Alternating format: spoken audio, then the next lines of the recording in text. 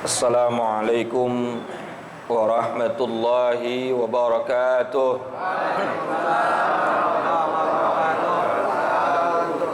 Bismillah walhamdulillah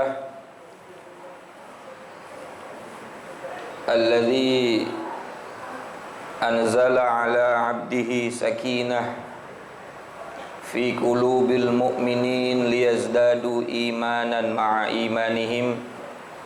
Wassalatu wassalamu ala sayyidis sadah sayyidina wa habibina wa syafi'ina wa maulana Muhammadin wa ala alihi wa ashabihi wa man tabi'ahum bi ihsanin ila yaumiddin. Amma ba'du, yang saya muliakan para alimil ulama, para asatid, para tokoh dan pemuka masyarakat, wabil khusus guru-guru kita Al-Mukarram Bapak Kiai Haji Dr. Andes Muhammad Ja'far. Kita doakan beliau segera sehat, afiat, panjang umur.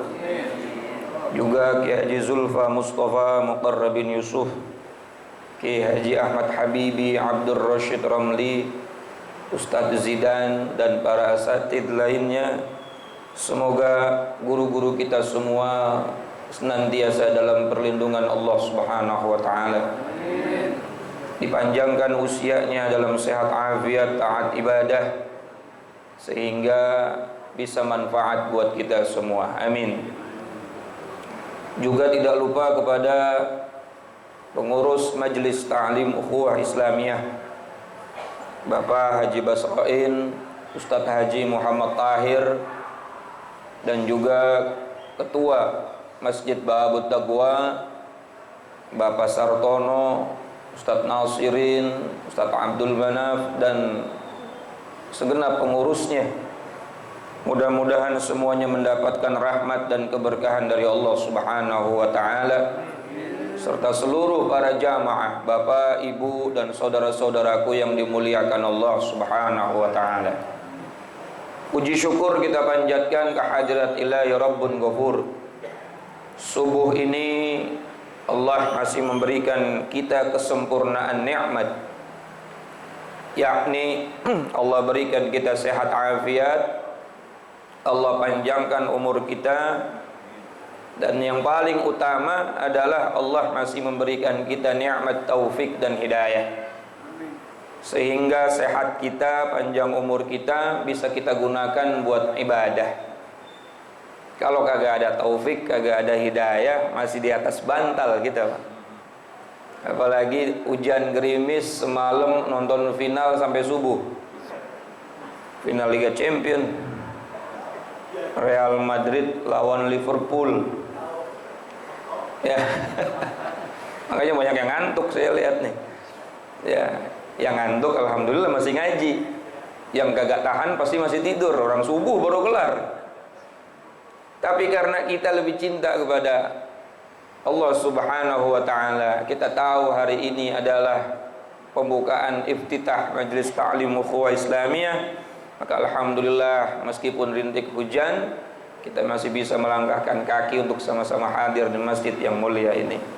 Mudah-mudahan apa yang kita kerjain, langkah niat kita, duduk hadirnya kita, semuanya akan Allah ganti, Allah balas dengan fadilah dan pahala yang berlipat ganda di dunia sampai akhirat. Amin ya rabbal alamin. Salawat bertaburkan salam tak lupa mari sama kita sanjungkan keharibaan penghulu alam, junjungan kita habibana wa nabiyana wa maulana Muhammad.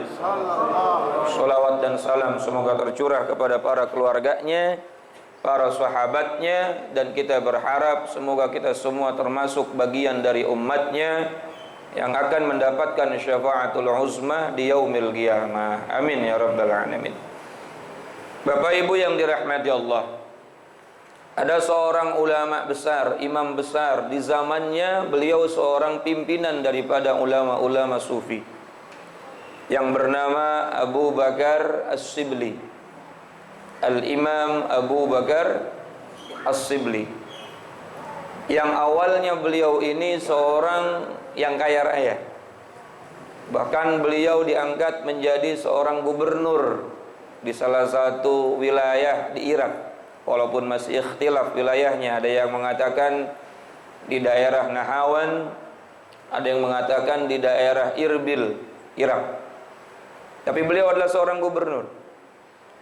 Namun saat beliau menjadi muridnya Al-Imam Junaidi Al-Baghdadi, beliau melepaskan semua pangkat keduniawiannya. Kegubernurannya dia tinggalkan, kemewahannya dia tinggalkan, dia ikut sama gurunya ngaji kemana-mana. Bahkan karena gurunya ini Al-Imam Junaid Al-Baghdadi, seorang pemimpin sufi saat itu, banyak pelajaran yang diajarkan oleh gurunya Imam Junaid Al-Baghdadi kepada Al-Imam Abu Bakar As-Sibli ini sesuatu yang memang menghilangkan dan meninggalkan tentang urusan dunia. Sehingga beliau ini walaupun kaya raya, pergi kemana-mana dalam kondisi menjadi orang darwish. Apa Pak? Darwish. Darwish itu orang yang compang-camping. Compang-camping. Ya nggak kelihatan orang punya duit. Ya supaya dia nggak punya nilai di depan dan di hadapan manusia. Karena banyak para ulama, para wali itu penampilannya seperti darwish, padahal dia punya segalanya. Karena dia nggak mau dan nggak butuh dengan penilaian siapa? Manusia. Hari ini orang dinilai bukan dari kualitas ibadahnya, bukan dinilai daripada kualitas takwanya, tapi orang bakal menghormati seseorang itu kalau dia punya duit banyak. Betul nggak? Mobilnya mewah, handphonenya mahal, emasnya 5 kilo. Ya, dari dulu memang begitu. Manusia itu dipandang apabila punya kemewahan. Nah, ini Imam Sibli dia tinggalin semua kekayaannya, kemudian dia kemana-mana menjadi orang darwish. Makanya hati-hati kalau kita ketemu sama pengemis, ketemu sama orang yang mungkin penampilannya biasa-biasa saja, bisa jadi seorang wali min auliyaillah. Gak boleh kita suuzon ya, buruk sang. Ada sekarang namanya Wan Syekhan ya, Wan Syekhan Habib Syekhan Al-Bahar. Ya, kalau kita lihat nih orang penampilannya kayak gimana? Kadang-kadang muka dicoret-coret.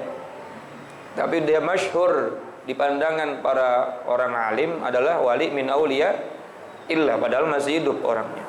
Nah, kita kembali kepada Imam Sibli. Ini seorang ulama besar, seorang imam besar, pemimpin ulama saat itu. Ditanya oleh para ulama, ditanya oleh para santrinya dan para ulama saat itu. Apa pertanyaannya? Wahai imam, bagaimana cara kami mengetahui puasa kami yang 30 hari kemarin itu baik atau tidak, sah atau tidak? Bukan sah, kualitasnya itu diterima oleh Allah atau tidak. Nah, kalau sah kita gampang ya, lihat rukunnya. Kalau rukunnya dikerjain, sah. Diterima atau tidaknya ini wallahu a'lam. Maka mendapat pertanyaan tersebut, Al-Imam Abu Bakar As-Sibli menjawab, gampang.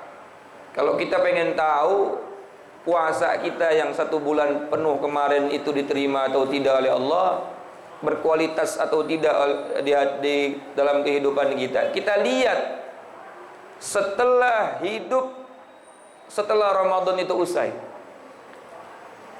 Mengetahui Ramadan kita itu baik atau tidak, berkualitas atau tidak, itu bisa dinilai setelah Ramadan itu usai. Kalau pada saat Ramadan semua orang ibadah, Pak, betul nggak? Semua orang menjaga mulutnya, semua orang menjaga matanya, karena takut minimal puasanya habis pahalanya. Tapi dikatakan puasa itu berhasil di hadapan Allah Subhanahu wa taala setelah Ramadan usai. Apakah dia masih bisa mempertahankan kualitas ibadahnya saat Ramadan atau tidak? Waktu Ramadan mata kita nggak berani ngelihat sesuatu yang syahwat. Betul nggak? Kenapa? Karena hati kita khawatir puasa pahalanya hilang. Kan gitu. Waktu kita puasa, kita nggak berani tuh yang namanya mulut kita mencaci maki orang lain, bersumpah dusta. Karena kita khawatir puasa yang kita lakuin pahalanya hilang. Karena ada hadis, kam min sa'imin laisa lahu min siyamihi illa al-ju' wal 'atash. Berapa banyak orang yang puasa, dia nggak dapat pahala dari puasanya kecuali cuma lapar sama haus.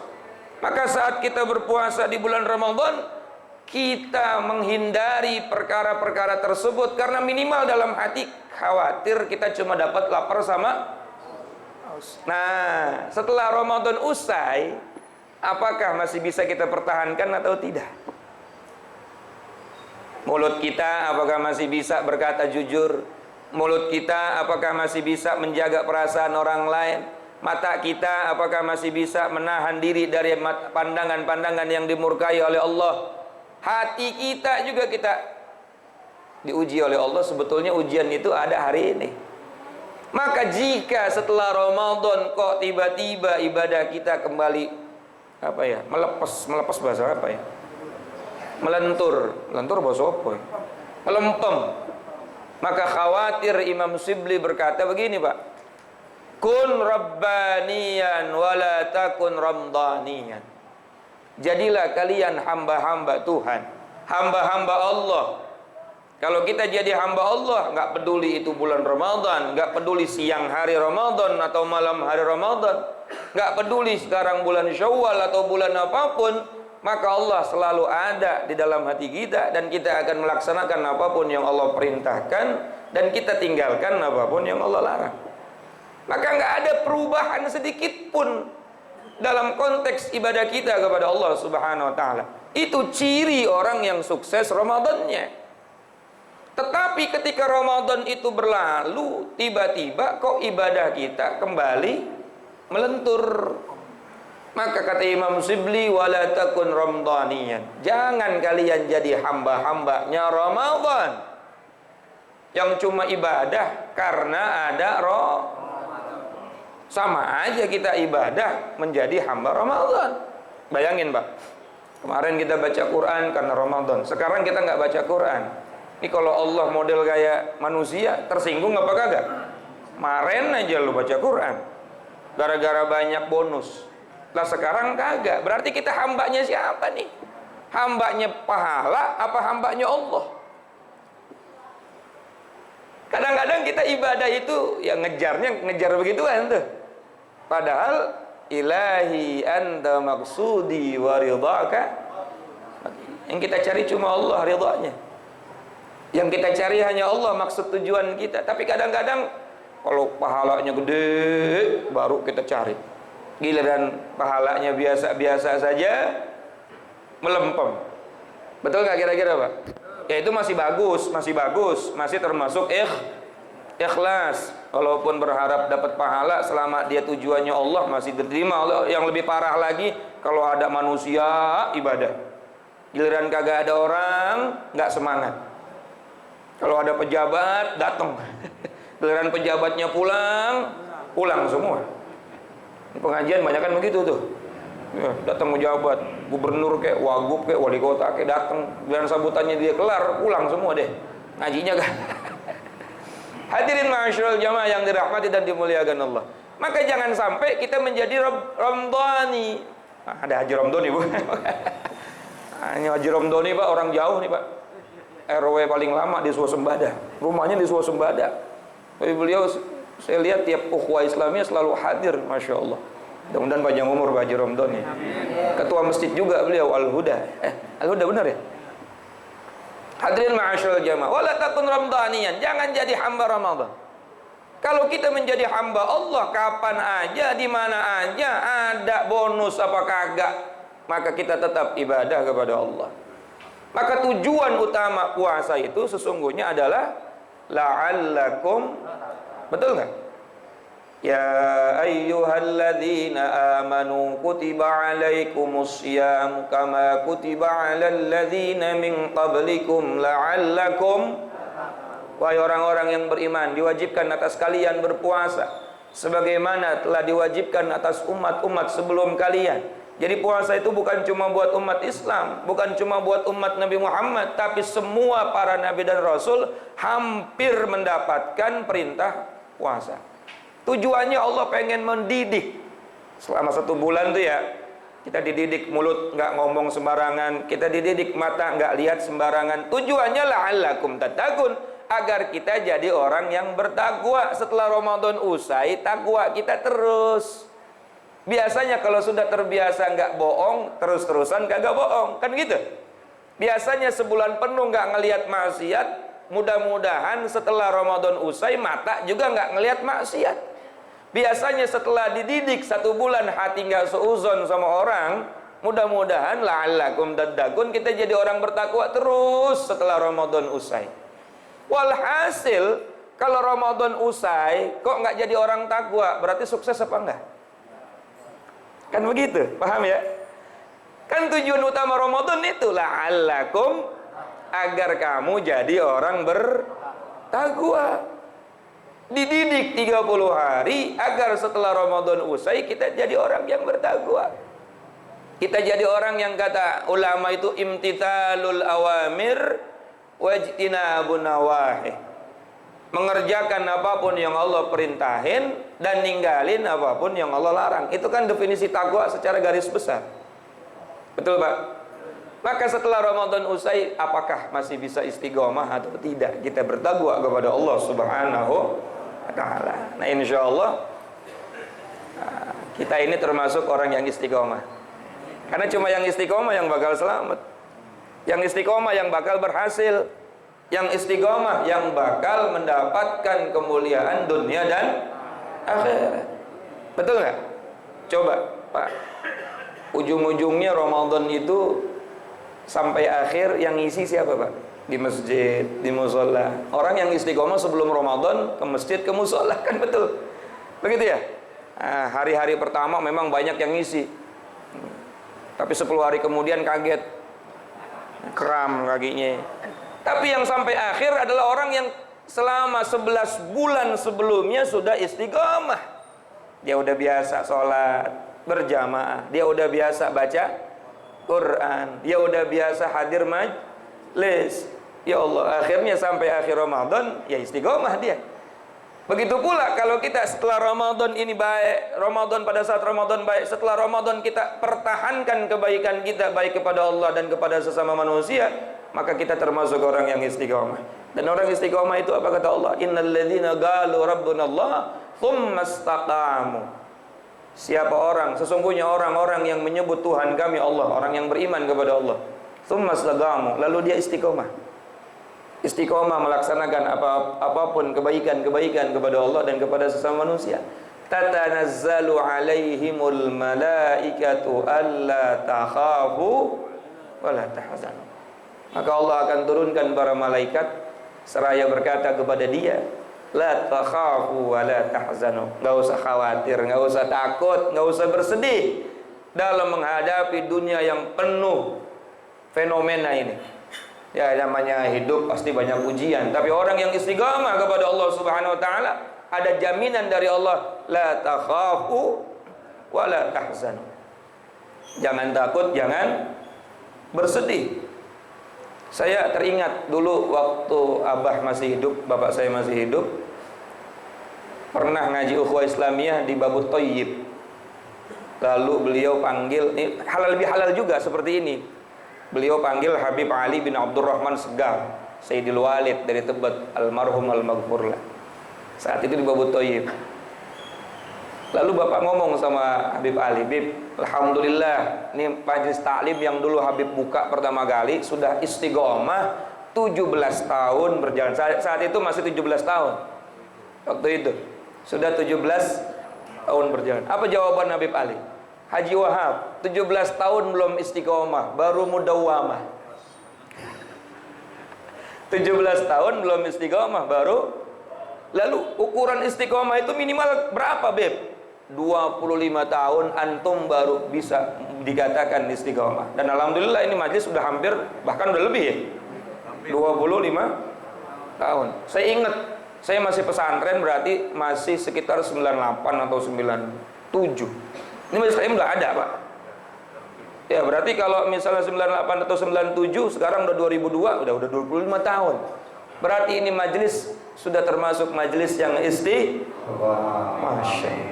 Kalau sudah istiqomah, apa kata Rasulullah sallallahu alaihi wasallam?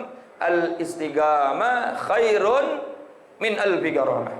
Keistiqomahan itu lebih utama daripada 1000 keramat. Istiqamah lebih utama daripada 1000 keramat. Bapak, kadang-kadang kita mau mendapatkan hasil maksud, qabul doa, datang ke sesuatu tempat yang keramat, gitu ya. Padahal kalau punya amalan yang istiqamah, itu lebih utama daripada 1000 keramat. Berarti majelis taklim ini bisa dijadikan wasilah. Misalnya Bapak hadir nih, udah istiqomah 25 tahun misalnya, lalu Bapak doa, ya Allah, mudah-mudahan dengan keberkahan majelis ini mudahkan semua urusan-urusan saya. Bisa, Pak. Karena hadisnya ada dalam Sahihul Bukhari, dalam Sahih Imam Bukhari, hadisnya sahih nih. Ada 3 orang terjebak di dalam goa.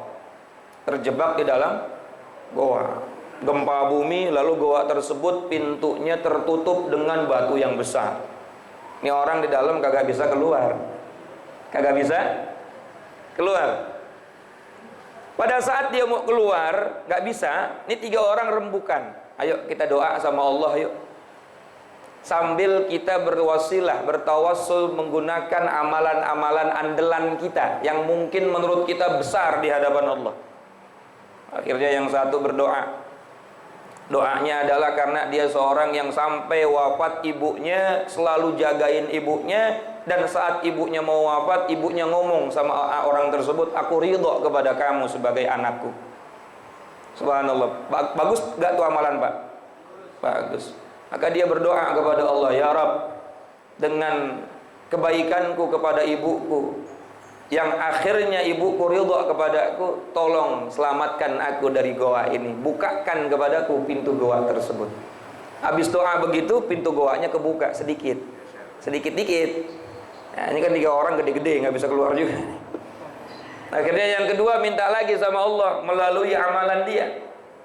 Yang kedua minta, ya Allah, dulu aku pernah diamanatkan seekor kambing oleh seseorang. Lalu kambing itu aku rawat sampai kawin dia dengan kambing yang lain. Lalu itu kambing beranak pinak banyak. Bertahun-tahun aku rawat karena amanah. Gak disia-siain tuh, karena dia takut menyeleweng dari amanah.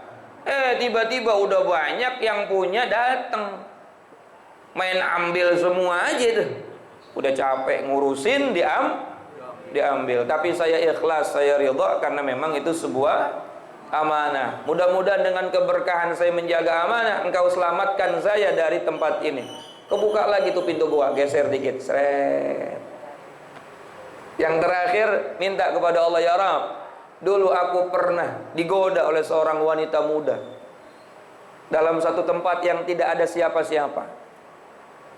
Ketika dia mengajak untuk berbuat zina, aku menolak karena aku takut kepadamu, ya Allah.